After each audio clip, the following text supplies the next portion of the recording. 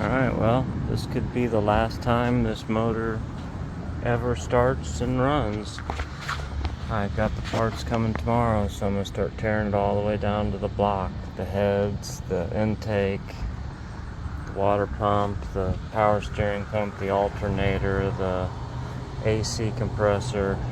I mean, everything. Just going to be staring at the pistons, exhaust. That's where we're headed.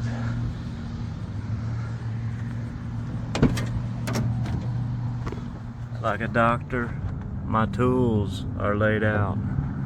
I do not have an electric ratchet, which would be freaking awesome. But we spent all of our money on parts, so we're going to try and keep the Buick alive. It's really treated us good, and a lot of people have done this before, and that's how good that engine starts right up. And I can finally fix that rattling heat shield. But yeah, this thing runs pretty flawlessly, so the new head gasket will be worth it. Head gaskets. Plus I'm going to pull the heads off, and that means I get to clean all the valves. I'm going to clean the cylinders, the piston heads.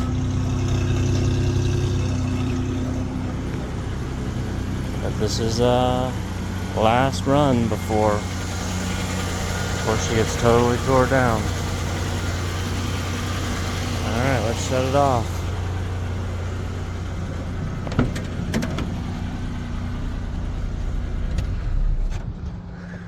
Next, we're just going to WD-40 everything up, and then we'll start disassembling. Check you later, guys. Alright, my friend, Buick Rendezvous 3.5 liter head gaskets. Just pulled off the lower intake, and this is where all your leaks happen. Let me show you the gaskets.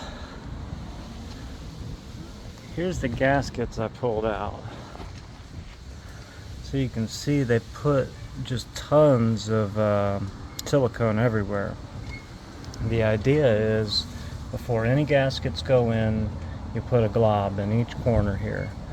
Then this one comes in and meets in the glob, and then when you sit this one, it meets in the glob, and that's that. This is overdoing it a little bit, and it'll cause you to have the same oil leak all over again. See how the silicone's in the channel, and it actually pushes this gasket out of place. I can feel it, it's thicker right there, and it leaked probably almost immediately. But there's two of these, and they're both done the same. It's an afterthought, you know, that they put with this rebuild and the whole idea, but don't F that up or you're going to be leaking oil again, just like this thing. Alright, YouTubers, here we go. I got the intake off today, some of the exhaust off, pulled one of the heads, bunch of coolant down in the cylinder, get all that cleaned up. That head gasket's just deteriorating. I don't know, I guess that's the way the other one's going to be. It's like a real gasket, it's not all metal. Interesting. It'll last long enough for me to get out the door, though. Pull the rest of those spark plugs tomorrow. I'm going to finally replace the spark plugs in that head when it comes out. And by golly, what is tomorrow? Tomorrow's Thursday. I mean, by Monday, reassembly will start, so. Which to you guys doesn't mean anything, but right now it's Wednesday, so in the next 2 days I plan on getting that head and all the bolts out and stuff. Might not do anything over the weekend. Alright, no more games. I just opened the new gaskets. These ones look fine after I had mocked through, so we're going to push forward. Alright, got these painted gold. It definitely made them stronger. It added, oh, look at that shine. Oh man. I haven't decided whether or not I'm going to spray the head gaskets or not, but I went ahead and started. I got the exhaust pipe put on this because, of course, I had to. The other head, there's two bolts holding this huge pipe on. I guess, really, you're supposed to take that off, and then you can bolt that onto the head and just put that through and put it down. I don't know about all that. Let's see if I can even reach them. They are just little tiny bolts. They're just really hard to get to. I'll try it. If I can pop that off there, I'll go ahead and... That took me... Those 6 bolts took me half a day. So if I can do that, you know, outside of the engine, and then I saw the guy in the video, he can finagle around, get those, because this moves. So you get movement there. You can finagle it around. We'll see if I can get those bolts off. I may switch gears and do that. Alright, got one head on. Time to do the other one. Make sure you pull all the stuff out of the way if you can. I was unable to remove this, so it makes it real hard. I have to fish the manifold through. But if you can get that out, you won't have to. You're supposed to remove it, you can get a new gasket, but I couldn't get her out, so you gotta slip it right through a little spot here. Let's get this one in next. Alright, we got our second head gasket set. I'm gonna go ahead and fish this one through, very carefully putting the oil spigot through. Then we're gonna pull this out and flush it with oil.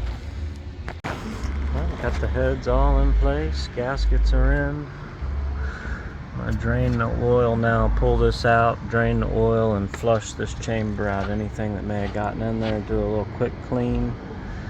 Next step is start torquing. Alright, there's the fuel injection system.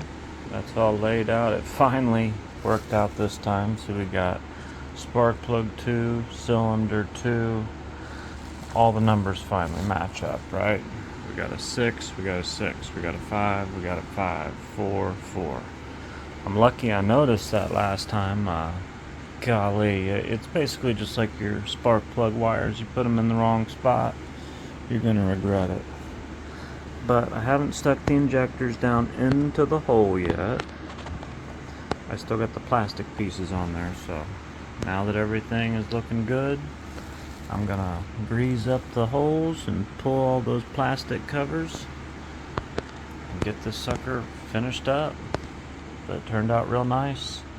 Then we'll take what's left of the liquid electric tape and we'll just paint it all on here. This, I don't know what I'll do with that, but that one goes there and this one tucks under between 4 and 6. So heck yeah, guys, this was my biggest worry and it's pretty much done. I should make it run really good. Brand new fuel injection, upper and lower intakes all cleaned out like new. This engine should really love this.